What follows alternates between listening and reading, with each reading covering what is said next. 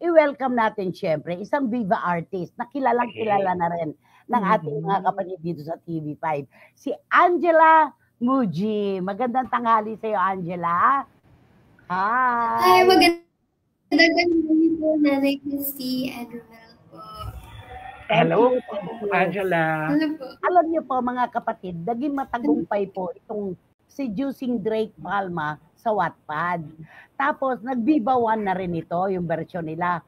Angela, ipapalabas na sa TV5 itong Seducing Drake Palma. Ano ang pasabog niyo para sa Free TV? For me po, ang pasabog po ng Seducing Drake Palma is that kakaiba po siya sa mga ibang Wattpad series because meron po siyang deeper themes po na hindi po na-discuss. Pero I think maganda rin po yung love story niya, and for me po, it really stands out because I may be biased lang po, Nay Christy, no? Kasi favorite ko po talaga siya. Okay lang. At saka natural ipagmamalaki natin ang ating proyekto. Tapos, nasa mutya ka rin ng Section E, di ba? Na last night na, ngayong gabi, di ba? Huling gabi na. Opo. Yung mutya ng Section E. Yes po. Last episode nyo na, ano ang message mo sa mga tumangkilik ng mutya ng Section E?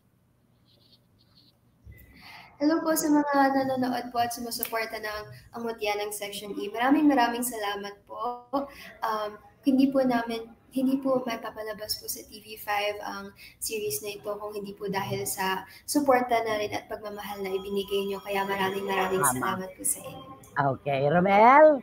Hello, Angela. Ang cute kita man, Angela. Angela, kamusta?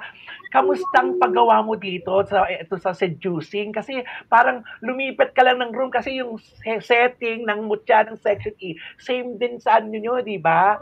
Same din dun sa Seducing Drake Palma.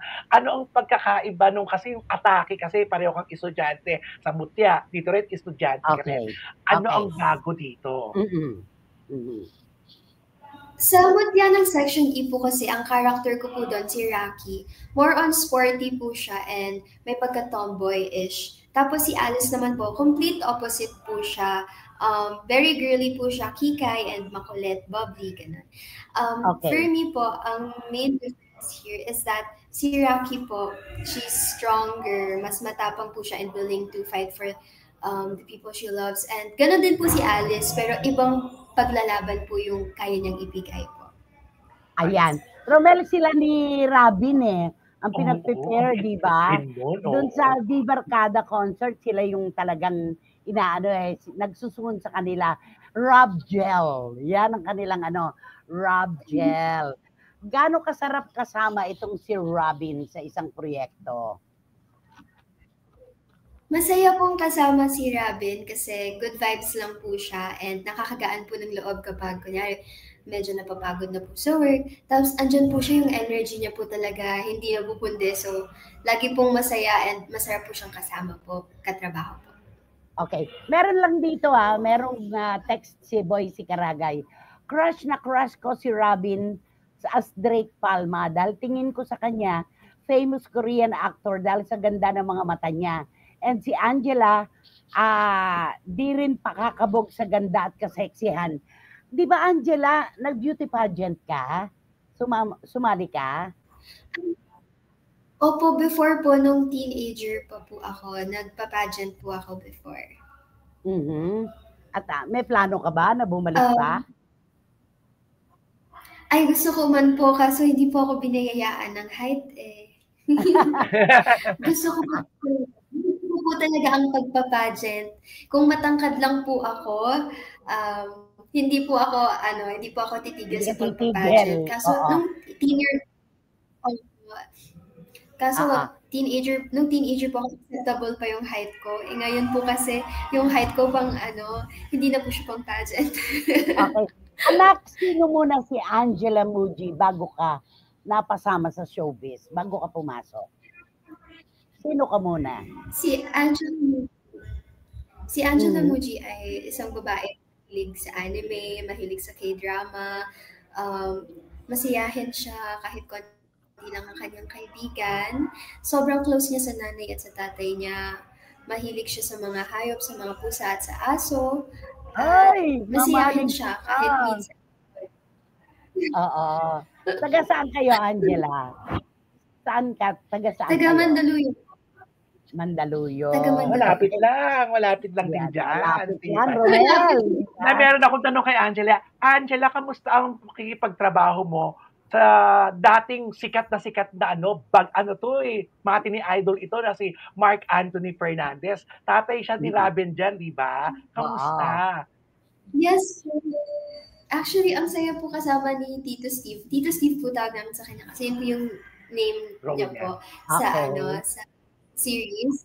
And nakakatawa po siya kasi lagi po siyang nakangiti. Tapos lagi siyang, hi! Ganyan po siya. Grabe yung good vibes niya. And minsan nakakatawa po siya. Nagbibigay po siya ng mga jokes and pick-up lines.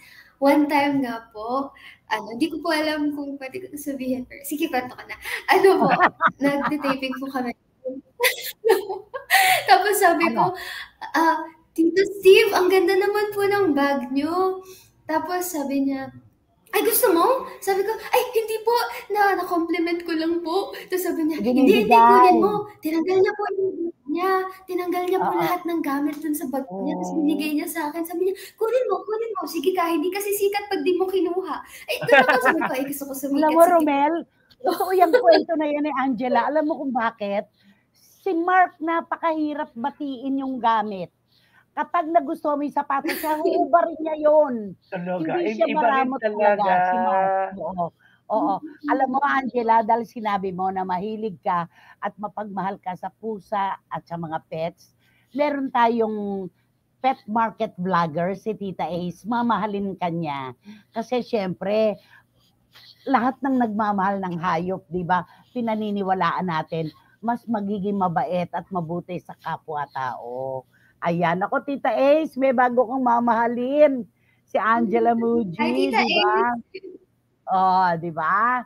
Eto na, si Ate Sienna Olazo, ang ating boss, nag-text sa akin, pero iba ang sinabi niya, adobo. Ingat sa Olazo. Sienna, nakarating sa akin ng tayo mo, ako bahala. Okay, anak, bakit seducing Drake Palma? Ikaw ang mansisi-juice? Actually, yun po yung mission ni Alice, iseduce po si Drake Palma para po sa best friend niyang secretly in love siya. In love po kasi siya sa best friend niyang si Sheen. Kaso si Sheen may girlfriend. Tapos brinake siya. Si Sheen at si Kay nag-break dahil kay Sheen. So, di ba? Opo, so sabi ni yes po. So sabi po ni Sheen, gawin mong boyfriend si Drake Palma para tigilan niya yung girlfriend ko. Ganun po. Ay, ganon. So, kasi hindi po ako kabataan talaga, no? Ako po ang Okay. Alam niyo pa mga kapatid, matagumpay po itong Seducing Drake Palma sa Wattpad. Kahit po sa Viva One version ito, ipapalabas na po ngayon ito sa TV5. Kaya narito po si Angela Muji para mag-imbita sa inyo para sa kanilang serye. Angela, go! Hello po sa ating mga minamahal na manonood. Malapit na pong inabas ang Seducing Drake Palma sa Free TV on TV5. This July 21 na po yan. Sana po abangan niyo po at panoorin dahil we really poured our hearts and soul into this project. Mahal na mahal po namin itong project na to at makikita niyo po yan dahil talaga pong pinaghandaan po at pinaganda po ang palabas ito para po sa inyo. Yan. Pang-Gens ito. Maraming salamat sa iyo, Angela Muji. Naku, abangan po natin to. Seducing Drake. Thank you so much po. Maraming salamat, Angela. Sa inyong lahat. Palagi at eto. Yan, ang sweet naman. Hello, Angela. Sure, nanay, mabait na bata ito kasi mahilig siya sa dog at cat. Dog at cat lover ka daw, sabi ni Tita Ace ng Pet Market. Oh. Nanay, apelido niya kasi Japanese. Papa mo ba Japanese? Muji. Hindi po, Filipina. Muji po, Filipina po siya. Yes. Okay. Si Romel kasi, alam mo na, ang kalahati ng buhay niya sa Japan. Oo, kasi pag Pilipino yan, di ba na muhi lang yan. Pag sa Pilipino yan, muhi. Di ba? Pangit naman pagbuhi. Baka naman kabuhian si Angela. Pero Oh, hindi, kaibigan mo ito, napaka-sweet. of course. Siyempre si Joey Francisco ng Bulwagang Salamat Pampanga. po. Mag-ingat daw tayo, malakas ang ulan. Tama, may bagyo. Maraming salamat sa iyo. Agree po ako sa sinabi niyo, Nay. Sa isang serye, nakasama ko si Mark Anthony at binigyan niya po ako ng t-shirt na sinuot niya sa eksena namin. Kahit si Gray Fernandez na anak niya, super bait din. Okay, Oo. tama, daming kampi sa kwento mo, Angela. Ayan. Thank you so much. Good luck. Magbabalik po Thank you so agad-agad. much, Legacy. Okay, thank you. Ay, hindi muna tayo magkukue.